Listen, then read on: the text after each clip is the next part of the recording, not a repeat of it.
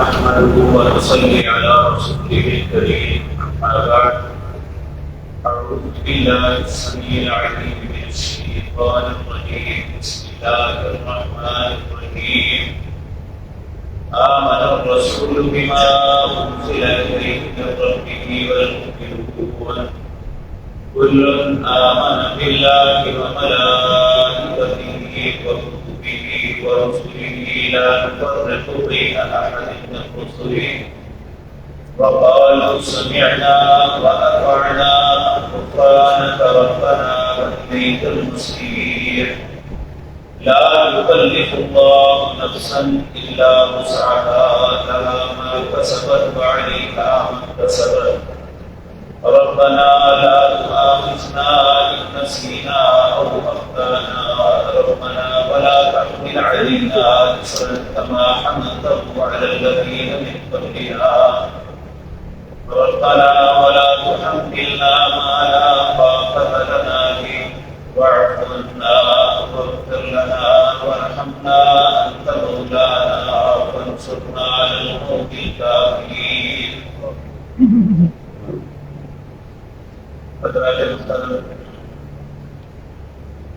یہ سورۃ بقرہ کی آخری روایات ہیں. ان کی فضیلت اور اہمیت کے متعلق رسول اللہ صلی اللہ علیہ وسلم نے ہماری جو رہنمائی فرمائی وہ آپ کے سامنے عرض کرتا ہوں. پہلی بات تو یہ کہ سورۃ فاتحہ اور سورۃ بقرہ کی آخری روایات ایک روایت کے مطابق جب نبی کریم صلی اللہ علیہ وسلم معراج پہ گئے اس وقت اللہ نے یہ عطا کی.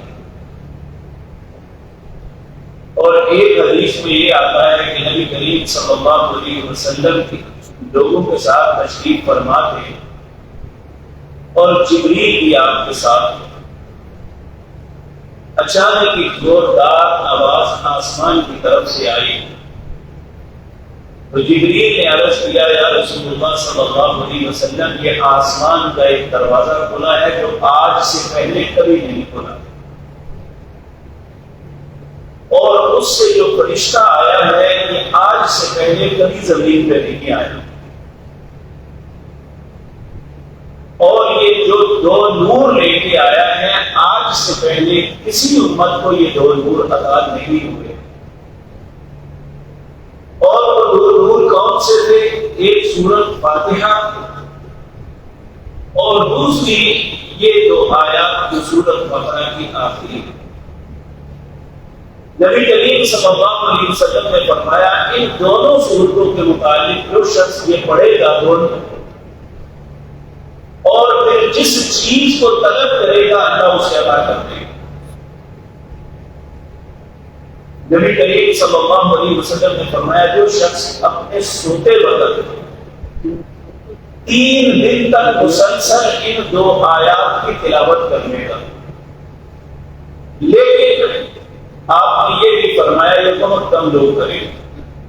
عالم کی 2 آیات 3 دن مسلسل اپنے گھر میں اپنے بستر پہ ان آیات کی تلاوت کر دیتا ہے اللہ شیطان سے اس کی حفاظت کروا دیتا ہے. اس لیے آج بہت سے معاملات میں ہماری کوتاہیوں ہماری پاکیزہ نہ رہنے کی وجہ سے شیطان کے بہت حملے ہیں ہم پہ. اور یہ بات ذہن میں رکھیں جتنا انسان پاکیزہ رہتا ہے اتنا شیطان سے دور. ذہنی طور پہ پاکیزہ رہے جسمانی اعتبار سے پاکیزہ ہو اس کا لباس پاک ہو تو شیطان اس پہ حملہ بہت کم کرتا بلکہ اس پہ حملے کا اثر نہیں ہوتا. لیکن جب انسان کا لباس پاک نہ ہو اس کا ذہن پاک نہ ہو اس کا جسم پاک نہ ہو دل کے اندر غلاظتیں پنپ رہی ہو تو پھر شیطان کا گھر ہے وہ کچھ بھی کر سکتا ہے. ان آیات میں کیا ہے کہ حقیقتاً اس کے اندر کچھ ایسی فیسلٹیز دی گئی ہیں کچھ ایسی آسانیاں دی گئی ہیں کچھ ایسے معاملات ہیں جو پہلی کسی امت کو نہیں عطا ہوئے۔ پہلی امتوں کے اندر کوئی کسی نبی کو مانتا، کسی کا انکار کرتا، کسی سے دشمنی رکھتا، کسی کو دوست بناتا، لیکن اللہ نے امت محمد رسول اللہ صلی اللہ علیہ وسلم کے ایمان کا یہ حصہ بنایا کہ آدم علیہ السلام سے لے کر جناب محمد رسول اللہ صلی اللہ علیہ وسلم تک ہر نبی سے یہ پیار بھی کرتے ہیں، عزت بھی کرتے ہیں۔ جس طرح ہم اپنے نبی جناب محمد رسول اللہ کو اللہ کے برحق نبی کا تصور کرتے ہیں، اسی طرح عیسیٰ علیہ السلام سے لے کر آدم علیہ السلام تک جتنے انبیاء اور رسول آئے ہم سب کو اللہ کا برحق نبی سمجھتے ہیں۔ ان پہ نازل ہونے والے جو بھی اللہ کی طرف سے وحی ہے اس پہ ایمان رکھتے ہیں، لیکن بدقسمتی سے ان قوموں نے اللہ کے نبیوں پہ نازل ہونے والی کتابوں کو بدل کر رکھا۔ اس لیے اس کے متعلق ہمارے نبی کریم صلی اللہ علیہ وسلم کی ہمیں تلقین اور تعلیم یہ ہے کہ نہ اس کی مخالفت کرو، نہ اس کی تصدیق کرو، نہ تکذیب کرو، نہ اسے جھٹلاؤ اور نہ یہ کہو یہ واقعہ اللہ کی طرف سے۔ کیوں کہ ممکن ہے جس کو تم جھٹلانے لگے ہو وہ اللہ کی طرف سے ہو، یا جس کی تصدیق کر رہے ہو وہ اللہ کی طرف سے نہ ہو۔ اس لیے ان کو ان کے حالات پہ چھوڑو، اور اللہ نے جو ہمارے نبی جناب محمد رسول اللہ صلی اللہ علیہ وسلم پر وحی نازل کی، ایک قرآن کی صورت میں اور دوسری جناب محمد رسول اللہ کے فرمودات کی صورت میں، آپ کی زبان مطہرہ سے جو بھی بات نکلتی وہ اللہ کی طرف سے وحی ہوتی۔ اللہ نے قرآن کریم سورۃ نجم میں واضح طور پہ کہا ما ينطق عن الهوى ان هو الا وحی یوحی، آپ اپنی زبان سے کچھ نہیں بولتے مگر جو اللہ کی طرف سے وحی ہوتی ہے۔ تو جس طرح قرآن کریم کے ایک ایک حرف اس پہ عمل کرنا ہم پہ لازم ہے، اسی طرح رسول اللہ کی زبان مطہرہ سے جتنے احکامات نکلے ہیں، جو جو باتیں آپ نے فرمائی ہیں ان پہ عمل کرنا بھی ہم دیکھنا اسی طرح ضروری ہے۔ ہمارا ایمان اس وقت تک مکمل نہیں ہوتا جب تک 6 چیزوں کو ہم مان نہ لیں، اور یہاں 4 چیزوں کا تذکرہ کیا۔ اللہ فرماتے ہیں آمن الرسول، ایمان لائے سب رسول، اس چیز پہ بما انزل الیہ من ربہ، جو بھی ان کے رب نے ان پہ نازل کیا، سمجھ آئے یا نہ آئے اس پہ ایمان لائے۔ والمؤمنون، اور ایماندار بھی ان چیزوں پہ ایمان لائے جو اللہ نے اپنے نبیوں پہ نازل کی۔ کل آمن باللہ، ہر نبی اور ایماندار ہر ایمان لائے اللہ پر۔ پہلی بات اللہ پہ غیر متزلزل ایمان کرنا، اس کی ذات اور صفات میں کسی کو شریک نہ ٹھہرانا، ہر چیز کا مختار کل صرف اللہ کی ذات کو سمجھنا، یہ اہل ایمان کا طرز عمل اور انبیاء کا طرز عمل ہے۔ وملائکتہ، اللہ کی مخلوق فرشتے، وہ اللہ کی بیٹیاں نہیں ہیں، اللہ کی مخلوق ہے، اللہ کے برکر ہیں جو اللہ کے حکم کے مطابق عمل کرتے ہیں۔ لا یعصون اللہ ما امرهم ویفعلون ما یؤمرون، جو اللہ حکم دیتے ہیں اس کے مطابق کرتے ہیں، کبھی نافرمانی نہیں کرتے۔ وکتبہ، اللہ نے کتابیں نازل کی۔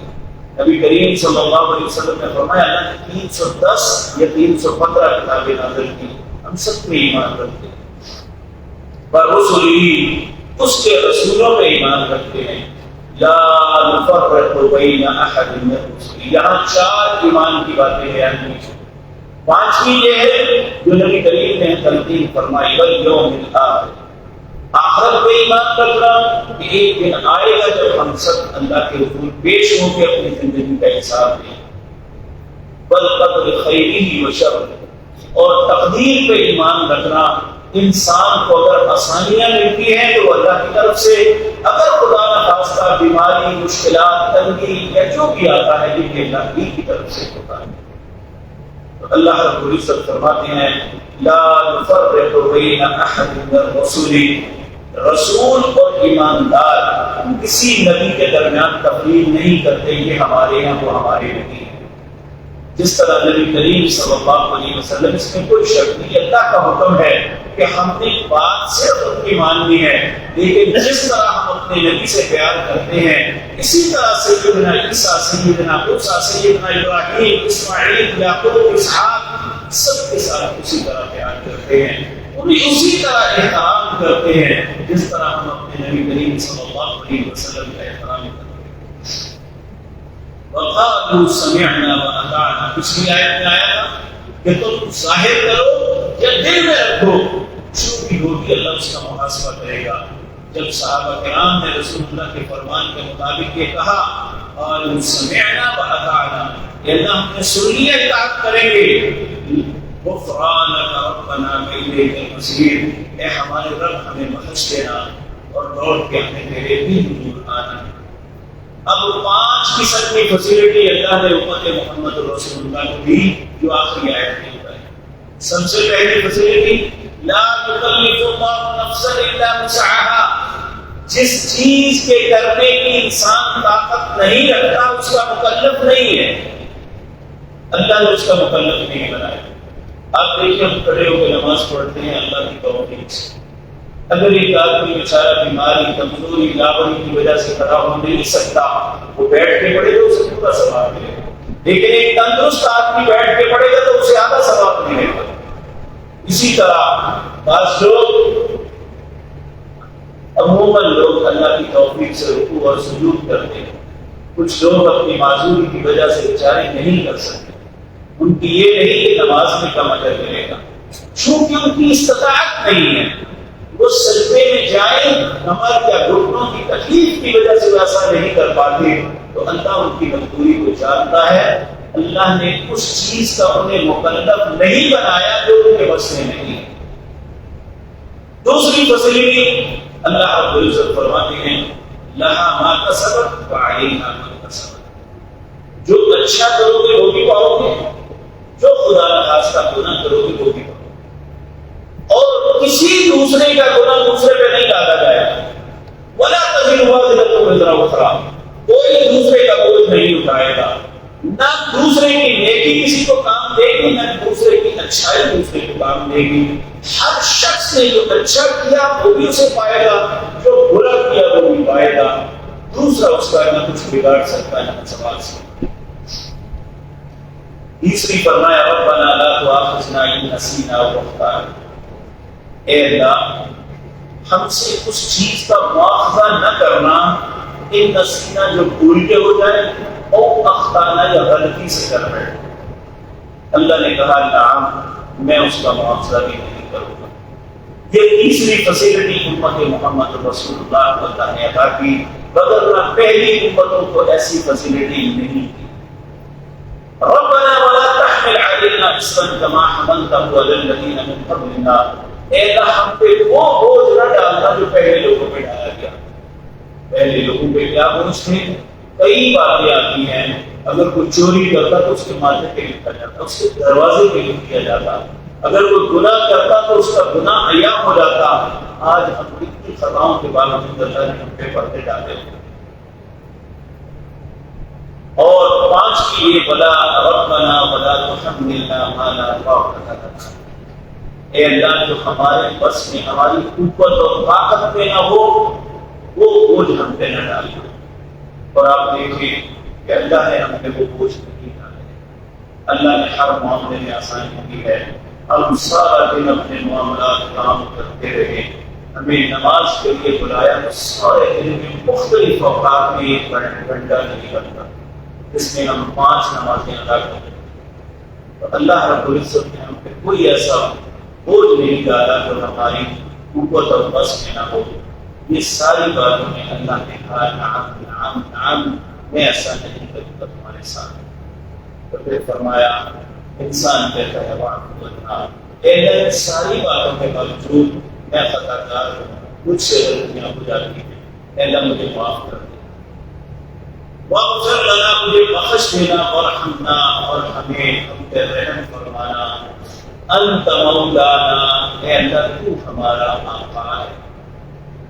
دیکھیں مولا کا لفظ جب اللہ کی ذات کی طرف منسوب ہو تو اس کا مطلب آقا ہے وہ ہمارے مالک و خالق ہے، ہم اس کے غلام، اس کے بندے ہیں۔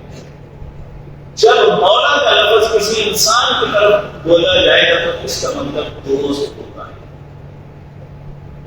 اس وقت اسے آقا یا مالک نہیں کہا جائے گا، اس وقت دوست کے معنی کیا جائے گا۔ تو یہاں اللہ کی طرف یہ منسوب ہے لفظ، تو اس لیے کہ ہمارا آقا منصورنا، اے اللہ تو ہماری مدد کر، علی القوم الکافرین، قوم کافر قوم کے اوپر تو اللہ ہماری مدد فرما۔ اللہ کی توفیق سے سورۃ بقرہ اس کا اختتام ہوا۔ اللہ نے زندگی اور توفیق دی تو سورہ نمبر 3 آل عمران کا آغاز کریں گے۔ اللہ جو کچھ ہم نے سورۃ بقرہ کے اندر پڑھا ہے ہم سب کو اس پہ عمل کی توفیق عطا فرمانا، اور اے اللہ تیرے نبی نے فرمایا کہ اپنے گھروں میں سورۃ بقرہ کی تلاوت کیا کرو۔ جس گھر میں سورۃ بقرہ کی تلاوت کی جائے اس گھر میں شیطان نہیں رہ سکتا، جادوگر اس کے مقابلے کی طاقت نہیں رکھتا۔ اس لیے رسول اللہ کے حکم کی تعمیل میں اپنے گھروں کے اندر اپنی سورۃ بقرہ کی تلاوت کرنی چاہیے۔ اللہ ہم سب کو عمل کی توفیق دے۔ ہم